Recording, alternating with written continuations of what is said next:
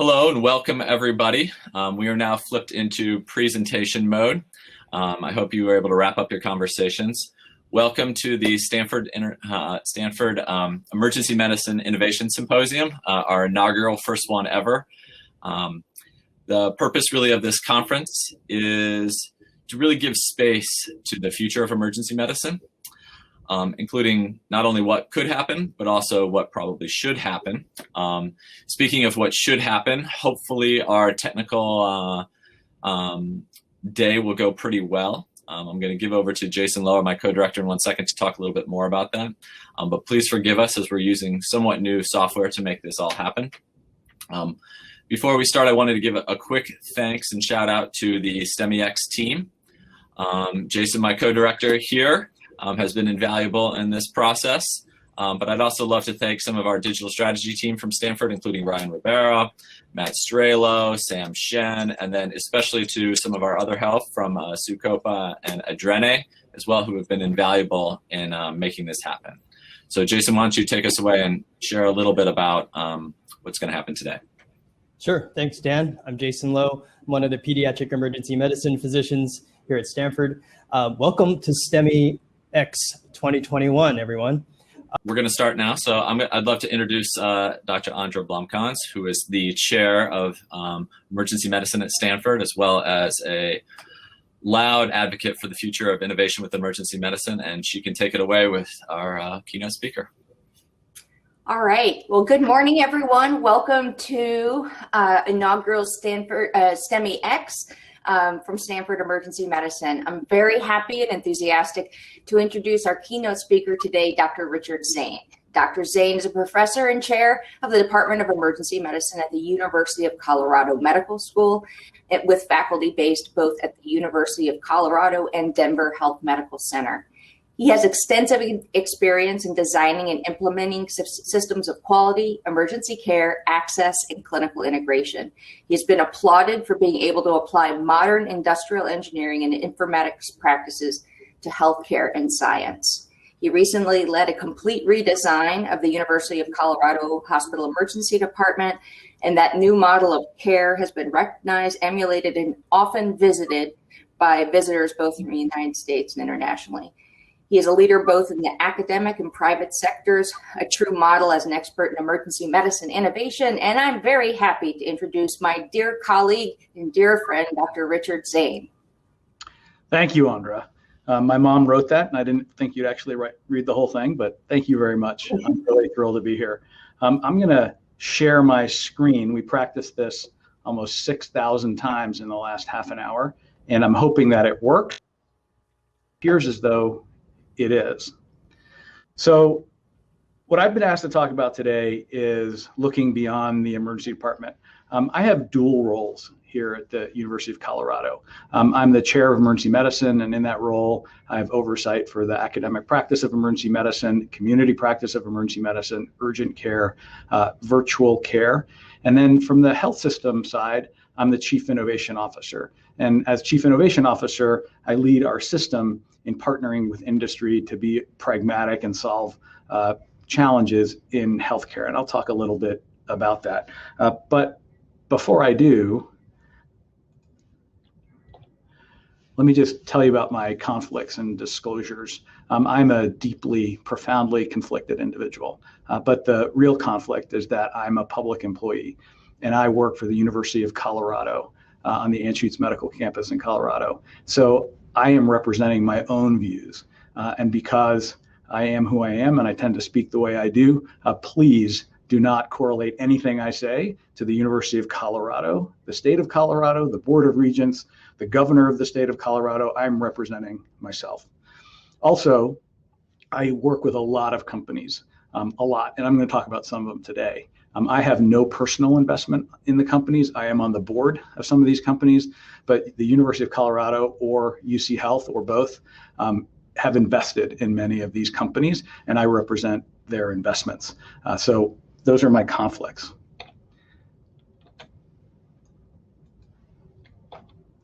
So I can't talk without mentioning COVID.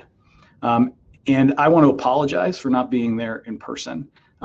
But I want to reiterate or iterate how proud I am to be an emergency physician.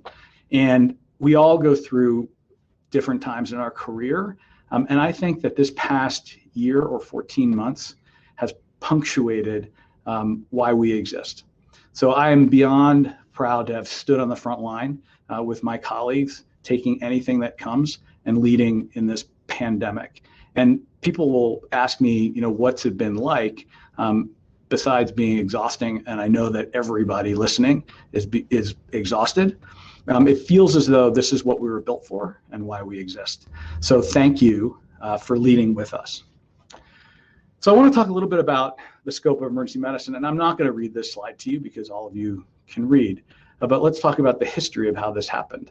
So right around the Korean War in the 1950s, people began expecting the access to episodic care. And emergency departments started to become common in hospitals. Before then, they weren't common.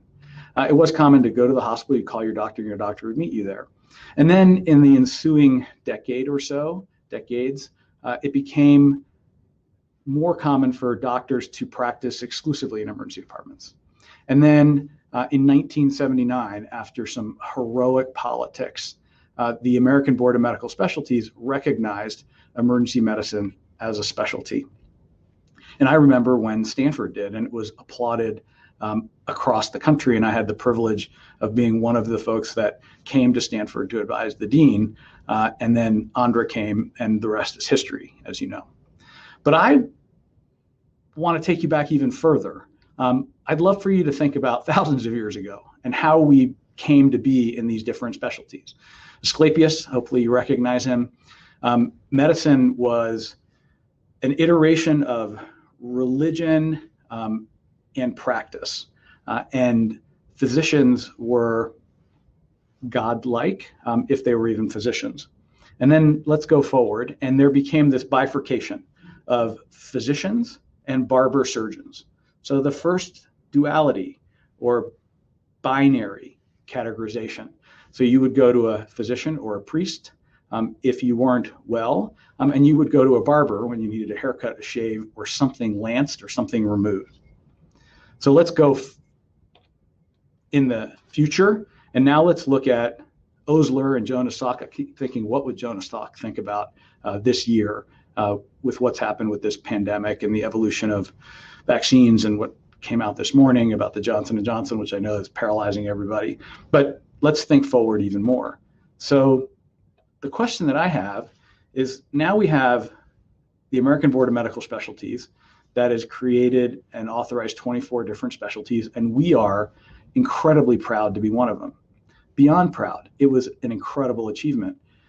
But the specialties are really based around organ systems, molecules, and procedures. So the question that I have is, does that really fit? It fit for a long time, but does it still fit? Does it still fit that every specialty should be based on an organ system or a procedure? Because we know that most advances, most innovative thinking happens at the intersection of disciplines, multidisciplinary. So does it still fit? Now think about the revolution that we're currently in. If we go back 1,000 years to the age of agriculture, and then the industrial age, a couple hundred years, and then computing, the internet, how we communicate with each other, and that was a couple decades. And now we're in this cognitive revolution where everybody has a smartphone. We have prescriptive analytics. We partner with machines to help us make decisions. So think back to the American Board of Medical Specialties, our heroic achievement of becoming a specialty, and then think about where we are now. And just ask yourself, does it fit? I know this is a little controversial, but just ask yourself, does it really fit? So if we think about what we do, the scope of emergency medicine, it's really all over, right? So we are acute, episodic, unscheduled care, anything, anytime. We love to take care of emergent patients, but we take care of a lot of urgent care and a lot of primary care. We define ourselves sometimes as a safety net. But we're really beyond what an emergency or accident is. And we are a fulcrum between inpatient, outpatient care, between a lot of different areas, and think about what we know and how we think. So this is maybe not a popular thing to say, but has the American Board of Medical Specialties simply put us in silos? That's preventing us from thinking outside the box. Because in the last year, think about how many times you've had to think outside the box. And this is a ridiculous slide, but my dad always told me that you deserve what you tolerate. And we're tolerating this. So what are we tolerating? We're tolerating a healthcare system that is almost unnavigatable. It's beyond crowded, where access is a challenge. It's paralyzingly expensive, and it's not particularly safe. So are we just putting a square peg in a round hole? Do we continue to push this square peg? Are we Sisyphus rolling that boulder up the hill? Because the scope of emergency medicine is vast. And this is just the things that you know about and see and that we have fellowships in.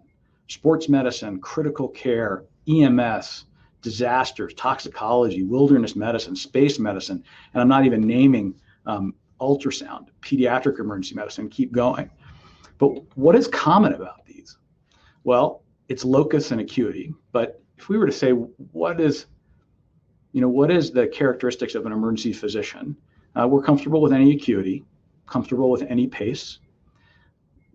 We are relatively comfortable making life-altering decisions without the full picture. How many times have people asked you what the serum porcelain level is? How many times have someone asked you what the ESR is, or something that you don't need to make a decision? And we're comfortable making those decisions. We're also comfortable pivoting. We've made a decision, we're going down a path, something changes, we turn right, we turn left. We do that every single day, and we do it on the spot. So my message is, what better training is there for the modern age of healthcare? Because we are going through a transition at a pace that no one ever could have predicted, ever. So I think everybody recognizes this guy, Darwin. And Darwin came up with the theory of evolution. We have awards named after him, the Darwin Awards. Darwin described evolution as gradualism, slow changes over hundreds of years. But is that really what's happening? I mean, I don't think this is gradual. So another revolutionary anthropologist, Stephen Jay Gould, who wrote The Mismeasure of Man and Punctuated Equilibrium, had a different theory of evolution that he described punctuated equilibrium. And punctuated equilibrium is something just happened that is significant and sudden, and that's how we change. Not gradual over decades and centuries and thousands of years, but suddenly. So I'm going to ask you, do you think we've just been punctuated? Do you think that in the last decade, with the advent of technology everywhere, and now in the last year, have we been fundamentally altered? How many times have you pivoted? How many times have you thought differently this year than you did last year? So think about this gradualism versus punctuated equilibrium. And I would ask you if you've been punctuated, like Polaroid or Kodak, or the taxi industry, or even Blockbuster or Barnes and Noble. I'll bet you there are people who are listening to this who've never been into a Blockbuster. I grew up trying to go to Blockbusters. So let's think about the concept of what innovation means. So innovation used to mean some type of a device. It was focused on moving or changing a device. But now we're in this age of the internet of all things. Every single thing we have is connected to something else. And all of these things give off this incredible amount of data. So let's think about innovation in a different way. So maybe innovation is seeing something you've seen before and are seeing it through a different set of eyes. Maybe the eyes of a patient, maybe the eyes of a child, maybe the eyes of a provider, and apply a different perspective. And then think about things that you thought we've done this 100 times or 1,000 times. We've done it every day for 5 years, and say, maybe this is not the right thing to do. So this has been my approach. And I got permission from Andra to talk about what we've done. And I was lucky enough to be a grand round speaker 2 years ago, and I'd like to update you on some of the things that I talked about 2 years ago. So we approached the healthcare system to think about what innovation is and to think about it in a hyper pragmatic way. So we said, what's our strategy? And innovation is one of the core pillars of our strategy. And what do we want to do? What we really want to do is break things. We want to think about what are the problems in a very ethnographic, deliberate, definable way that face healthcare, and how are we going to solve those problems? But who are we? Because we can't be all things to everybody. So sometimes we're going to find a problem that we just haven't solved and someone else has, in which case we are going to not be innovative, we are going to be imitative, and we're going to think about others who've done it and see if we can apply this. But when we truly need to be innovative, meaning develop things that are new to the world, what are we going to focus on, and how are we going to focus on that? So the first thing we did is we said, what are our assets? What differentiates us? So I'm very fond of saying this, that I don't have a crimson H or a scarlet S on the side of my building, which means that I have to think about why would technologists and digital health want to come and work with us in Colorado? And if we want to be pragmatic, we have to say, how can we differentiate and what do we have? Because we can't be all things to everybody. So we thought we have a healthcare system, so 12 hospitals across the Front Range of Colorado. We have a best-in-class medical school and academic medical campus. And we have an electronic health record. Now, Epic may just be a four-letter word to some people, but to us, and this would seem ridiculous if someone from Google or Apple were in the audience, and maybe they are, but we have a single mature instance of a health record. And the IT strategy and the innovation strategy are one and the same. So we think about our electronic health record as a horizontally and vertically integrated backbone learning validation laboratory. We're also in Colorado, which is a great place to come live. People want to visit, and it was third in the country for digital health deals for the last 3 years. We also have access to capital. We started 2 funds, a $100 million growth fund and a $50 million early stage fund. So we can invest in companies and have skin in the game. We also built a pretty interesting virtual health system. And I just admit to you that I dislike the term virtual health and telemedicine because there's nothing virtual about it. It's actual care. It's not virtual care. It's technology-enabled care.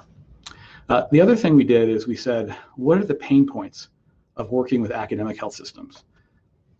There's the 3-letter acronym IRB, legal processing, financial processing, those sorts of things. So we worked with our research infrastructure to think about how to work with the healthcare system from the perspective of technology.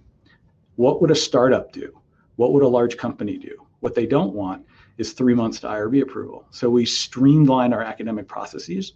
So with the guiding principle of everything has to be in your inbox. You send me a contract, I turn it around and it sits in your inbox. We go to the IRB for approval for validation or for a clinical trial, and we get an answer in 6 days. We want to present to our venture capital fund, we get an answer in a week. Everything goes into your inbox. And then we built a data infrastructure. So we were Google Cloud's first healthcare client, and we built a system where every discrete piece of data that's entered in our electronic health record every night from our system, the children's hospital system, the university system, goes into a data warehouse, gets synthesized and normalized, and then other data comes into, including monitoring data, remote patient monitors. If we assign Apple Watch or whatever we're going to use, also goes in here, as well as claims data. And then we put tools on top of this data warehouse so that we could partner with industry to mine those data. So these are our assets. This is what we bring to the table, and this is what we talk about. So we think about how do we partner with industry through the innovation lifecycle? How do we source opportunities? How do we vet them? How do we iterate and implement, validate, evaluate, and then scale? So what I tell our partners is that we're in it for the long haul, because our ideal partners are ones where we've mutually identified a problem that needs to be solved. And we don't just solve it for us. We think about the 2 through 1,000 other healthcare systems in the country. We have to use it, so we are a customer. We have skin in the game. So we all need it to work, and we're into the end. So we're going to scale with you. And then from an investment thesis, and I'm not a venture capitalist, you're actually going to hear from a couple of venture capitalists today. Listen to them, not to me. But we think that we de-risk investments because we get information that Kleiner Perkins or Menlo Ventures can't have because we've worked in this system. We know the problem. We know the team. We see that it's working. And we believe it's a self-fulfilling prophecy because if we like the team, we know the problem is real and we're starting to solve it. We need the thing to work. It's a self-fulfilling prophecy. So we've partnered with other investment companies to do sidecar investments, to follow investments. So if HEP Capital and UC Health both think that something is worth investing in, the odds are it's going to be worth investing in. So this is our portfolio and how we break it down. Now we focus on the last mile. We do not invest in molecules, therapeutic devices, and I don't invest in faculty IP. The university does, but I don't. I invest exclusively in building solutions for that last mile. And we spend a lot of time on change management and how ethnographic something is. So I always say that my job is to run through the briar patch because it's not just, is there a problem? Is there a solution? But will people use it? Because if providers won't use it or patients won't use it, it doesn't matter how great it is. And you've all been involved in things like that. So from a high level, we think about patient experience, personalized medicine, data, AI, wearables. We focused on behavioral health and VR and AR. And that's it. And I'm going to talk to you about some of the challenges that we've tried to solve. So we partner with technology and think very specifically, what are the problems and how can we solve it? Now we had, I think, 600 companies come to us in the last 2 years to want to work with us. And the single worst experience I have is when a company will pitch to me and they have an out-of-the-box solution for a problem that they have not investigated or involved me in identifying, and it just won't work. It's not implementable. So I want to talk a little bit about one of the problem statements, and we start everything with a problem statement. So our problem statement was guideline compliance. And like all things, we started in the emergency department. And this became also a self-fulfilling prophecy. The reason why we started with guideline compliance is because I was a new chair. I had an EMR that I was not familiar with. I knew that we didn't have guideline compliance, and I couldn't get guidelines embedded into the EHR. And I didn't have enough money to go and buy an out-of-the-box solution. So I partnered with a company to build it.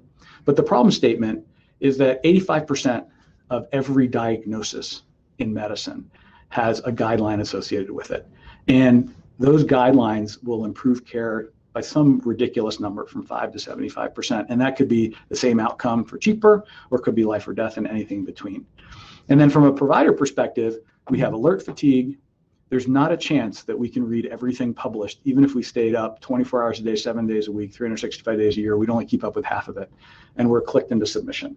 So our guiding principles for clinical decision support is that it has to be the path of least resistance, fewer clicks and not more clicks, and bulletproof right. So when we have a partner, that's what we say. So we started off in the emergency department thinking about Epic and how to make Epic not just another 4-letter word. And how do we integrate? How do we keep one of our guiding principles, which is everything has to be within provider workflow? Because if you're in an Epic environment and I ask you to go leave and look at a PDF or look at a piece of paper, the likelihood that you'll do that goes down and down and down. So we started off with routine things like a headache. And you would be amazed at how people do not follow regular guidelines for headaches. And then we got more adventurous. And ECMO. And then oncology saw this, thoracic surgery saw it, and the embedded pathways would make it into other specialties. Now, these pathways are actually not within Epic. They appear as though they are. They're in an Amazon server in New Jersey. But when you follow the pathway and you click, it automatically populates the orders, automatically populates the electronic health record. So at the bottom, you accept and everything is done for you. But what I can't imagine is not having had this system before the pandemic. Because as you know, guidelines were changing every 7 minutes, exaggeration, but definitely every hour. And instead of having to send out emails like this has changed, this is new, do this, don't do that, by every specialty, by everybody from paramedics to intensivists, the pathways would get updated. They get updated in the beginning, twice a day. And then if you follow the pathway, it was up to date.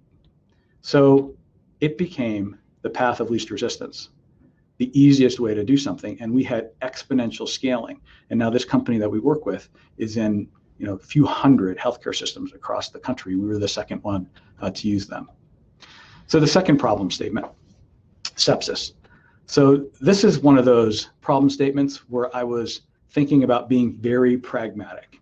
You all know that sepsis is the biggest killer in the hospital. And when we were looking at our healthcare system, we were not happy with our performance around sepsis. And instead of saying we need A, B, and C because we want to be, this and that, we said if we were 75th percentile last year, 40 people would not have died. And that's the way in which we convey the importance of the problem statement. And despite everything we had done, sepsis was not being solved. So we have a virtual health center. I think a lot of people have a virtual health center. We have everything from Safety View, which is people looking at patients in bed across our whole healthcare system to make sure they don't elope or fall out of bed, people who have a little delirium.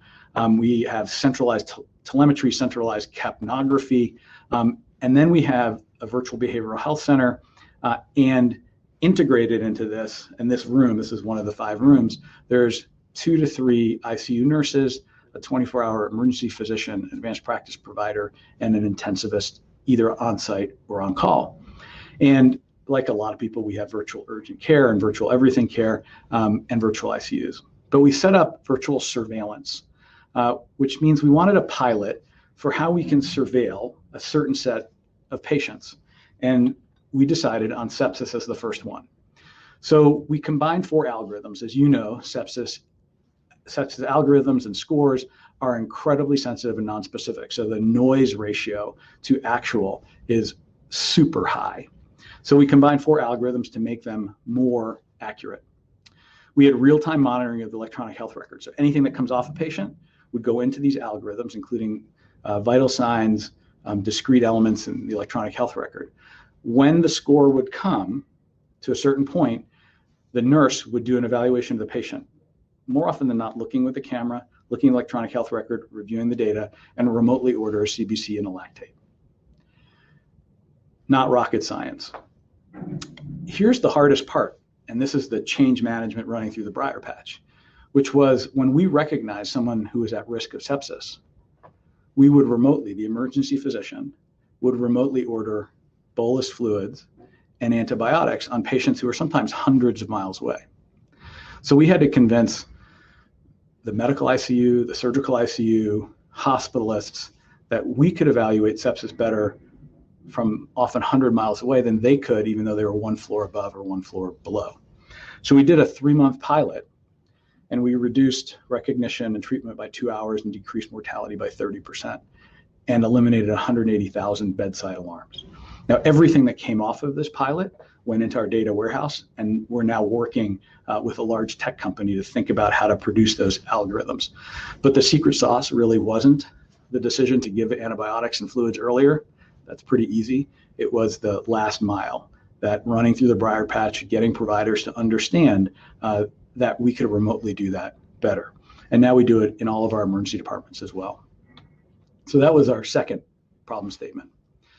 The next problem statement was remote monitoring. And I think that many on this call have thought about remote monitoring and probably done remote monitoring. But our problem statement was that remote monitoring we need it because our hospitals are full.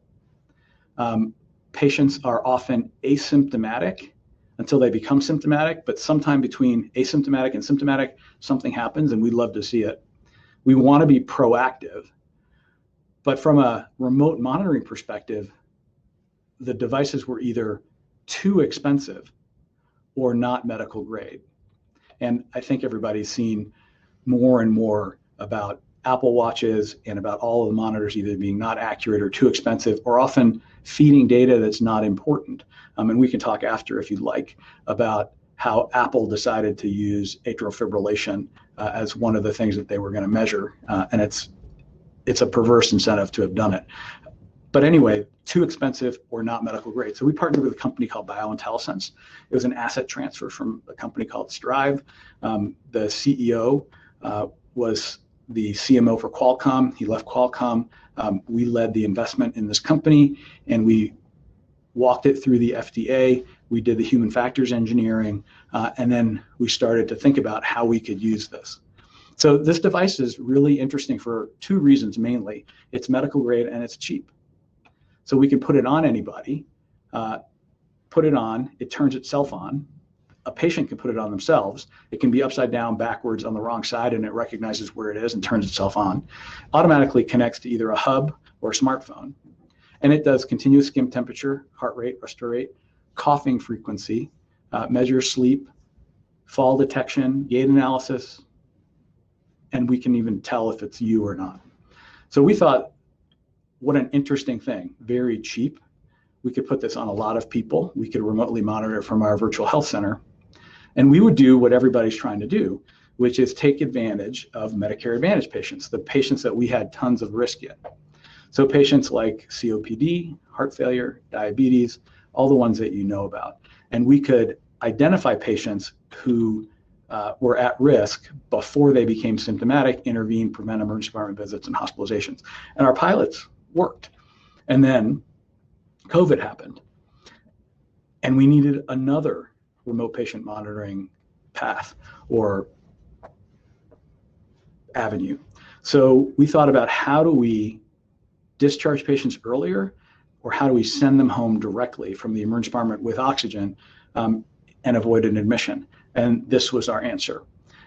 So we eliminated almost 1.5 days length of stay from inpatients by being able to send them home. And we think we avoided almost 10% of our otherwise would have been admitted to the hospital COVID admissions. But then another interesting thing happened with an investment from Philips and a grant from the DoD. We discovered that we could detect COVID before a patient became symptomatic and before they were PCR positive. And then when we started vaccinating, this is the BioButton, which is a smaller, even cheaper version that does episodic vital signs, not continuous. We could detect alterations in temperature that were symptomatic but never elevated to a temperature. So the delta temperature from minute to minute or hour to hour became indicative of someone being symptomatic. So we thought, what about these hundreds of people, thousands of people who are very old, who are getting COVID vaccinations, and can we differentiate what is or predicted to be a side effect of vaccination versus active COVID versus other. We started with healthcare workers, and now we're doing a pilot with a few hundred skilled nursing facility members. So, and we just recapitalized that company, and it's going well. So the next problem statement, diabetes. So diabetes is, by definition, a mathematical disease. What's your glucose level? How much do you weigh? And you know the disease. So we partnered with Dexcom and other companies to think about how we can set up a remote patient monitoring virtual diabetes center.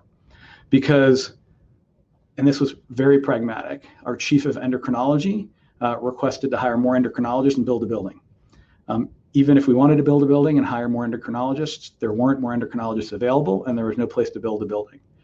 So we thought, what can we do to virtualize diabetes?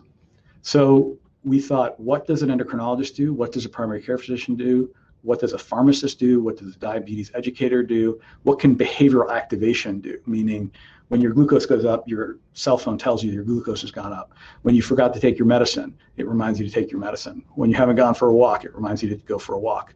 And we did this all out of our virtual health center. So these are the patients that we targeted, really the patients who had uncontrolled diabetes or severe diabetes. And we said, what are the staff required? What are the interventions going to be? And we only started this 6 months ago. And this is a typical patient journey. So patient gets diagnosed with new onset diabetes, gets started on a medication if they've been able to see a primary care physician. So we identify patients who were referred to endocrinology from primary care who couldn't get into endocrinology because there was a long wait to get in.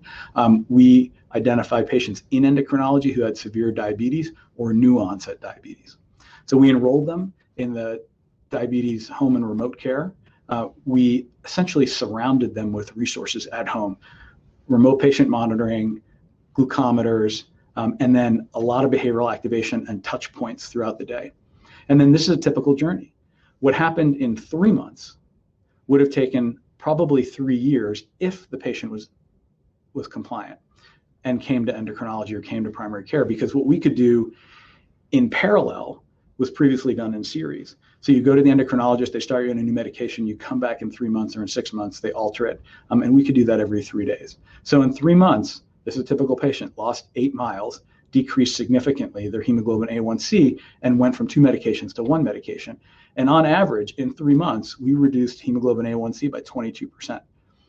Now, again, everything that we've done here goes into the cloud. We build algorithms and then partner with industry. So in this case, the remote patient monitoring or the glucometer companies to embed this. And hopefully over time, it becomes more dependent on AI than it becomes dependent on humans. So 2 more, pharmacotherapy. This is a company that I told you about 2 years ago. So remember when I said one of our requirements, partnerships, is that we will help a company scale.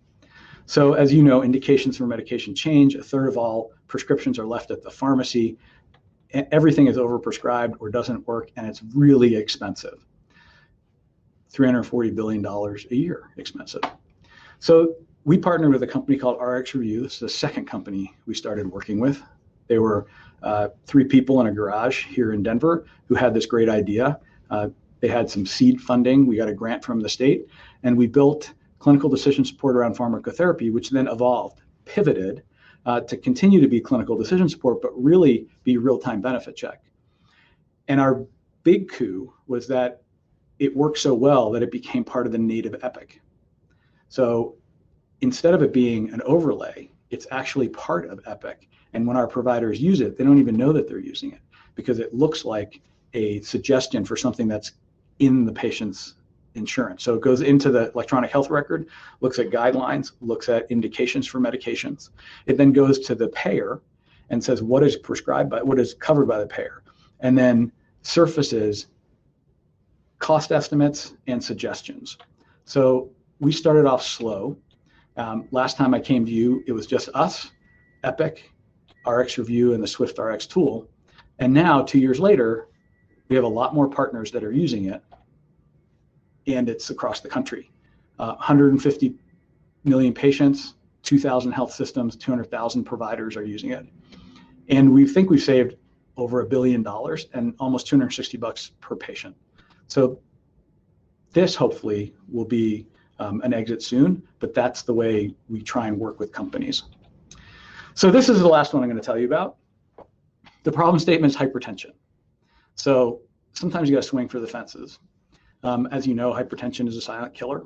1.4 billion people on Earth have hypertension, and treatment is for the most part bimodal. It's usually medication and some type of lifestyle modification. And if treatment happens, it's usually serial, like the diabetes example, which is you get recognized as having hypertension, you start a medication, you follow up in some number of months, and then you continually serially get managed. So we thought, let's partner with a company and think about how we can democratize hypertension management. So we've had a company, we had an investor, serial entrepreneur who wanted to work with us. We found a scientist actually in Palo Alto who had developed a way that you can use your camera on your cell phone to take your blood pressure. And we developed AI, and we're validating it now so that you can take your blood pressure with your phone, which means most people have a smartphone, and instead of using a sphygmomanometer or having to go to the doctor's office or urgent care, you can take your own blood pressure. You can then enroll, and then we can connect you with a primary care physician, cardiologist, AI, prescribe medications remotely, monitor you, behavioral activation, and nudges, and get your blood pressure under control. At least that's what the vision is. So our startup got a lot of press, at least for me, it got a lot of press, mostly because the guy that we partnered with is a guy who founded Siri, and we're off to the races. So hopefully this works. But I think everybody that has worked in innovation knows that you have to be comfortable with failure. You have to be comfortable with pivoting. You have to be able to make decisions and say no to a lot of things. And you have to change courses a lot. So my message is, who better than emergency physicians to work in innovation? Because we recognize illness and not illness. We always know there's a better way to do something. The world is our oyster because we can care for anybody, anywhere, anytime. We understand inpatient, outpatient management, and we're early adopters. So thank you.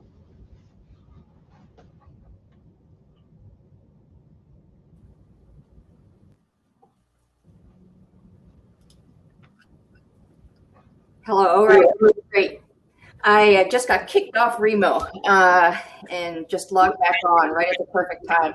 Rich, thank you so much for your presentation. We have time for a couple questions. One question asked was, what does emergency medicine look like in 10 years to start to get right? And what does it look like if we don't do it correctly or just keep doing it now? So I think that I can't predict the future. I don't know what it's going to look like in 10 years. But what I can tell you is that it is so different than it was 10 years ago. I believe that we should describe ourselves in the context of acute, episodic, and unscheduled care. I walk everybody back to the origins of critical care, right? If you think about the origins of critical care, the reason why anesthesiologists are intensivists is because people would be intubated in the operating room, and they were the only ones familiar with ventilators because they were anesthesia machines, so they became intensivists. And then cardiologists became intensivists because their patients were in the ICU. And then pulmonologists became intensivists because they were experts in the lungs and everybody was on a ventilator. But from the perspective of, if you were to ideally train someone before a fellowship, I think emergency medicine is the ideal training for critical care. And I think that's for a lot of things. So what does it look like in 10 years? I don't really know the answer to that. What I can tell you is that everybody I've hired in the last 3 years, and I've hired about 100 providers, has in their contract that they must be facile and willing to do virtual care, episodic care, and out of hospital care. And I think that that has to be part of our training. Okay, great. There's a question that says, as an individual, I'm fed up with the situation you've described, along your dad's comment of not tolerating the situation. What can I do to make it better? It depends on what lens you're speaking from. Are you a resident? Are you a faculty member? Are you an emergency physician? I think that running through the briar patch is part of our job. And I think that being early adopters and always thinking about what the next thing is part of our job. And that's what you can do, is be an early adopter. Don't tolerate the status quo. Understand that there always has to be a better, and take your ego out of it. That's hard for me to say, to be honest with you, but take your ego out of it, which means that you can't memorize every medication. It's just not possible.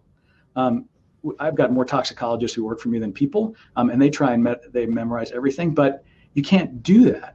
Right? We have to adopt technology, take our ego out of it, understand when technology is the right answer and when we need human adjudication. If I were to predict the future, I do not think that AI is going to replace doctors, but I do think that doctors who use AI are going to replace doctors who don't.